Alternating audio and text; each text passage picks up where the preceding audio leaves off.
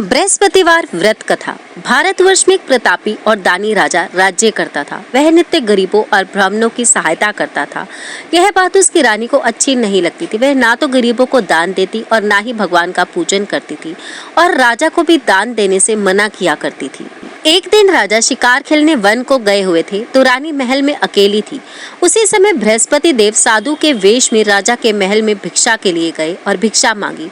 रानी ने भिक्षा देने से इनकार कर दिया और कहा कि हे साधु महाराज, मैं तो दान पुण्य से तंग आ गई हूँ। मेरा पति सारा धन लुटाते रहते हैं। मेरी इच्छा है कि हमारा धन ही नष्ट हो जाए, फिर न रहेगा बांस, ना बजेगी बांसुरी। साधु ने कहा, देवी तुम तो बड़ी ही विचित्र हो। धन संतान तो सभी चाहते हैं, पुत्र और लक्ष्मी तो पापी के घर में भी होने चाहिए। यदि तुम्हारे पास अधिक धन है तो भूखों को भोजन दो, प्यासियों के लिए प्याऊ बनवाओ, मुसाफिरों के लिए धर्मशालाएं खुलवाओ। जो निर्धन अपनी कुंवारी कन्याओं का विवाह नहीं कर सकते उनका विवाह करा दो। ऐसे और कई काम हैं जिनके करने से तुम्हारा यश लोक और परलोक में फैलेगा। परंतु रानी पर उपदेश का कोई प्रभाव ना पड़ा। वह बोली, महाराज आप मुझे कुछ ना समझाएं। मैं ऐसा धन नहीं चाहती जो हर जगह बांटती फिरूं। साधु ने उत्तर दिया, यदि तुम्हारी ऐसी इच्छा है तो तथास्तु। तुम ऐसा करना कि बृहस्पतिवार को घर लीप कर पीली मिट्टी से अपना सर धोकर स्नान करना, भट्टी चढ़ाकर कपड़े धोना। ऐसा करने से आपका सारा धन नष्ट हो जाएगा। इतना कहकर वह साधु महाराज वहां से लुप्त हो गए। साधु के अनुसार कई बातों को पूरा करते हुए रानी को केवल 3 बृहस्पतिवार ही बीते थे कि उसकी समस्त धन संपत्ति नष्ट हो गई। भोजन के लिए राजा का परिवार तरसने लगा। तब एक दिन राजा ने रानी से बोला कि हे रानी, तुम यहीं रहो, मैं दूसरे देश को जाता हूँ, क्योंकि यहाँ पर सभी लोग मुझे जानते हैं, इसलिए मैं कोई छोटा कार्य नहीं कर सकता। ऐसा कहकर राजा परदेश चला गया। वहाँ वह जंगल से लकड़ी काट कर लाता और शहर में बेचता। इस तरह वह अपने जीवन व्यतीत करने लगा। इधर राजा के परदेश जाते ही रानी और दासी और दुखी हो गई। एक बार जब रानी और दासी को 7 दिन तक बिना भोजन के रहने पड़ा तो रानी ने अपनी दासी से कहा कि हे दासी, पास ही के नगर में मेरी बहन रहती है, वह बड़ी धनवान है, तो उसके पास जा और कुछ ले आ ताकि थोड़ी बहुत गुजर बसर हो जाए। दासी रानी की बहन के पास गई। उस दिन गुरुवार था और रानी की बहन उस समय बृहस्पतिवार व्रत की कथा सुन रही थी। दासी ने रानी की बहन को अपनी रानी का संदेश दिया, लेकिन रानी की बड़ी बहन ने कोई उत्तर नहीं दिया। जब दासी को रानी की बहन से कोई उत्तर नहीं मिला तो वह बहुत दुखी हुई और उसे क्रोध भी आया। दासी ने वापस आकर रानी को सारी बात बताई। सुनकर रानी ने अपने भाग्य को कोसा। उधर रानी की बहन ने सोचा कि मेरी बहन की दासी आई थी, परंतु मैं उससे नहीं बोली, इससे वह बहुत दुखी हुई होगी। कथा सुनकर और पूजन समाप्त करके वह अपनी बहन के घर आई और कहने लगी, हे बहन, मैं बृहस्पतिवार का व्रत कर रही थी। तुम्हारी दासी मेरे घर आई थी, परंतु जब तक कथा होती है तब तक ना तो उठते हैं और ना ही बोलते हैं, इसलिए मैं नहीं बोली। कहो दासी, क्यों गई थी? रानी बोली, बहन तुमसे क्या छुपाऊं, हमारे घर में खाने तक को अनाज नहीं था। ऐसा कहते कहते रानी की आंखें भर आईं। उसने दासी समेत पिछले 7 दिनों से भूखे रहने तक की बात अपनी बहन को विस्तार पूर्वक सुना दी। रानी की बहन बोली, देखो बहन, भगवान बृहस्पति देव सबकी मनोकामना को पूर्ण करते हैं। देखो, शायद तुम्हारे घर में अनाज रखा हो।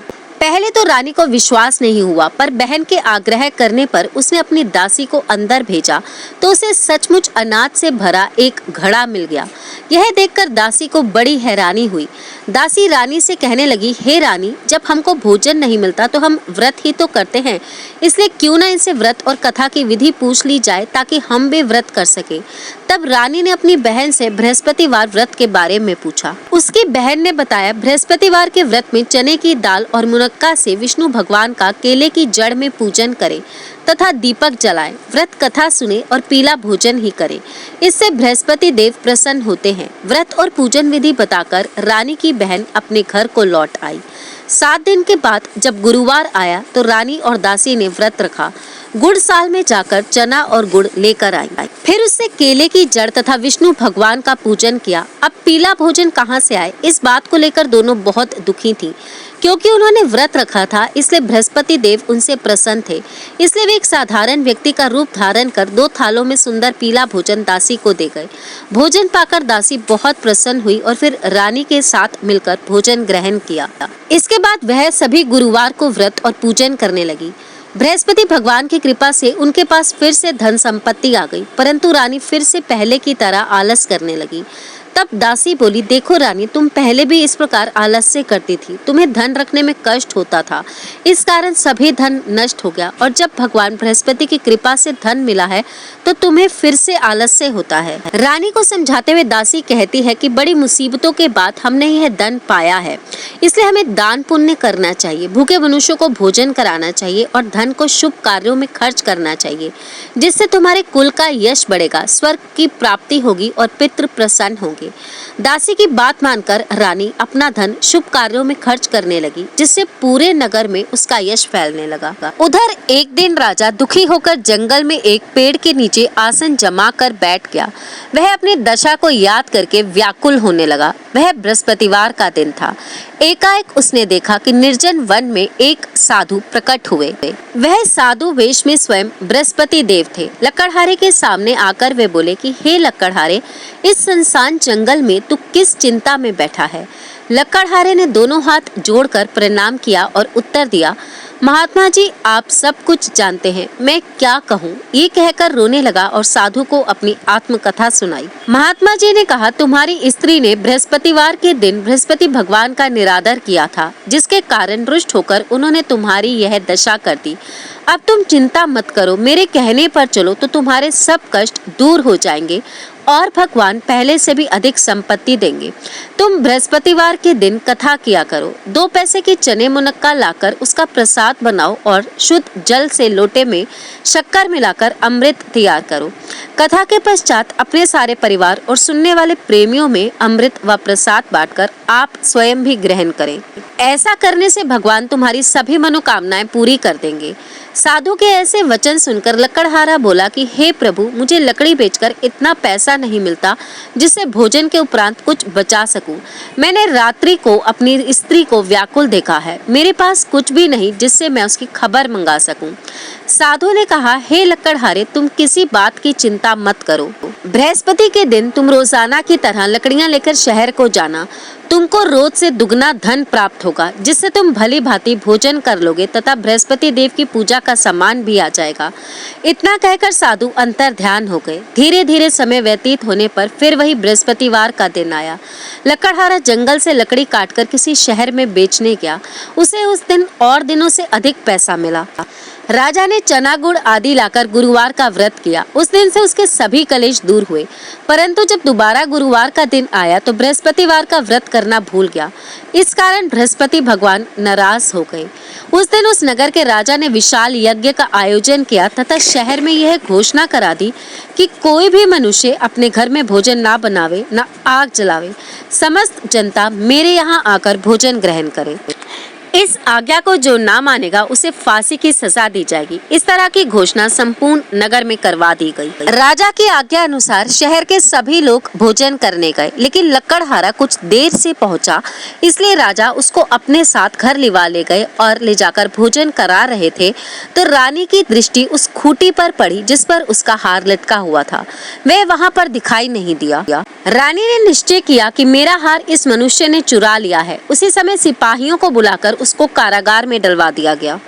जब लकड़हारा कारागार में पड़ गया और बहुत दुखी होकर विचार करने लगा कि ना जाने कौन से पूर्व जन्म के कर्म से मुझे यह दुख प्राप्त हुआ है, और उसी साधु को याद करने लगा जो कि जंगल में मिला था। उसी समय तत्काल बृहस्पति देव साधु के रूप में प्रकट हुए और उसकी दशा को देखकर कहने लगे, अरे मूर्ख, तूने बृहस्पति देव की कथा नहीं करी, इस कारण तुझे दुख प्राप्त हुआ है। अब चिंता मत कर, बृहस्पतिवार के दिन कारागार के दरवाजे पर 4 पैसे पड़े मिलेंगे, उनसे तू बृहस्पति देव की पूजा करना, तेरे सभी कष्ट दूर हो जाएंगे।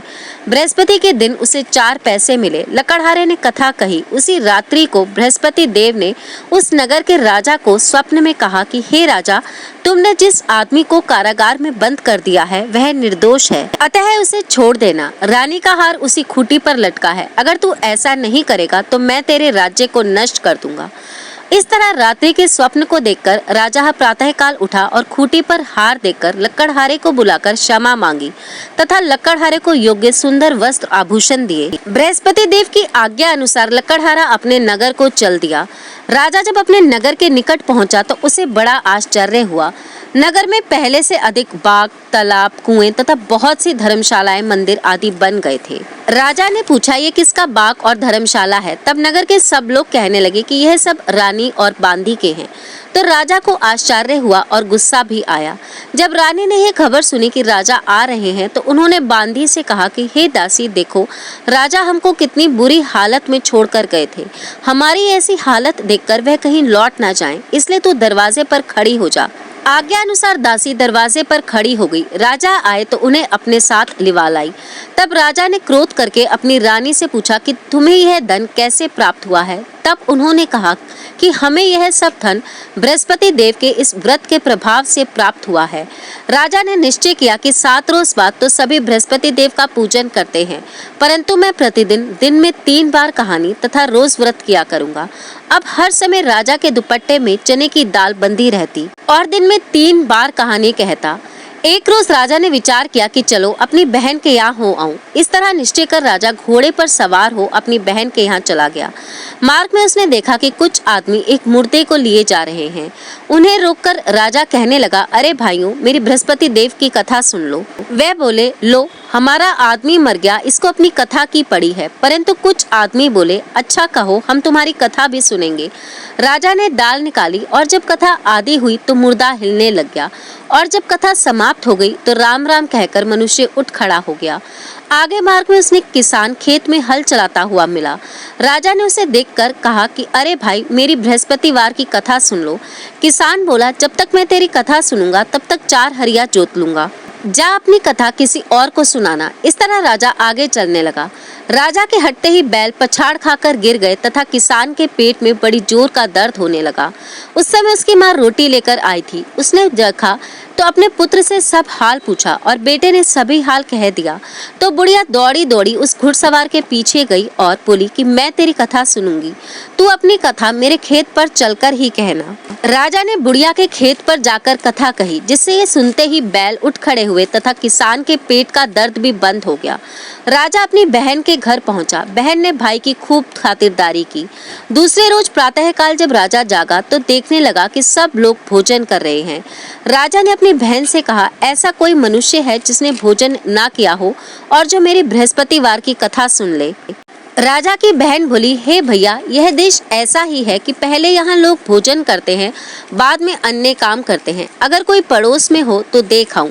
वह ऐसा कहकर देखने चली, परंतु उसे कोई ऐसा व्यक्ति नहीं मिला जिसने भोजन ना किया हो। अंत में वह एक कुमार के घर गई जिसका लड़का बीमार था। उसे मालूम हुआ कि उनके यहाँ 3 रोज से किसी ने भोजन नहीं किया। रानी ने अपने भाई की कथा सुनने के लिए कुम्हार से कहा। वह तैयार हो गया। राजा ने जाकर बृहस्पतिवार की कथा कही, जिसको सुनकर उसका लड़का ठीक हो गया। अब तो राजा की प्रशंसा होने लगी। एक रोज राजा ने अपनी बहन से कहा कि हे बहन, हम अपने घर को जाएंगे, तुम भी तैयार हो जाओ। राजा की बहन ने अपनी सास से कहा। सास ने कहा, हाँ चली जा, परंतु अपने लड़कों को मत ले जाना, क्योंकि तेरे भाई के कोई औलाद नहीं है। बहन ने अपने भाई से कहा कि हे भैया, मैं तो चलूंगी पर कोई बालक नहीं जाएगा। राजा बोला, जब कोई बालक नहीं चलेगा तो तुम ही चलकर क्या करोगी? बड़े दुखी मन से राजा अपने नगर को लौट आया। राजा ने अपनी रानी से कहा कि हम निर्वंशी हैं, हमारा मुंह देखने का धर्म नहीं है और कुछ भोजन आदि नहीं किया। रानी बोली, हे प्रभु, बृहस्पति देव ने हमें सब कुछ दिया है, वह हमें औलाद अवश्य देंगे। उसी रात को बृहस्पति देव ने राजा के स्वप्न में कहा कि हे राजा, उठ, सभी सोच त्याग दे, तेरी रानी गर्भ से है। राजा को यह बात सुनकर बड़ी खुशी हुई। 9वें महीने में उसका एक सुंदर पुत्र पैदा हुआ। तब राजा बोला, हे रानी, स्त्री बिना भोजन के रह सकती है पर बिना कहे नहीं रह सकती। जब मेरी बहन आए तो तुम उससे कुछ कहना मत। रानी ने सुनकर हाँ कर दिया। जब राजा की बहन ने यह शुभ समाचार सुना तो वह बहुत खुश हुई तथा बधाई लेकर अपने भाई के यहाँ आई। तब रानी ने कहा, घोड़ा चढ़कर तो नहीं आई, गधा चढ़ी आई। राजा की बहन बोली, भाभी, मैं इस प्रकार ना कहती तो तुम्हें औलाद कैसे मिलती? बृहस्पति देव ऐसे ही हैं, जैसे जिसकी मन में कामना होती है सभी को पूर्ण करते हैं। जो सद्भावना पूर्वक बृहस्पतिवार का व्रत करता है एवं कथा पढ़ता है अथवा सुनता है, दूसरों को सुनाता है, बृहस्पति देव उसकी सभी मनोकामनाओं को पूर्ण करते हैं।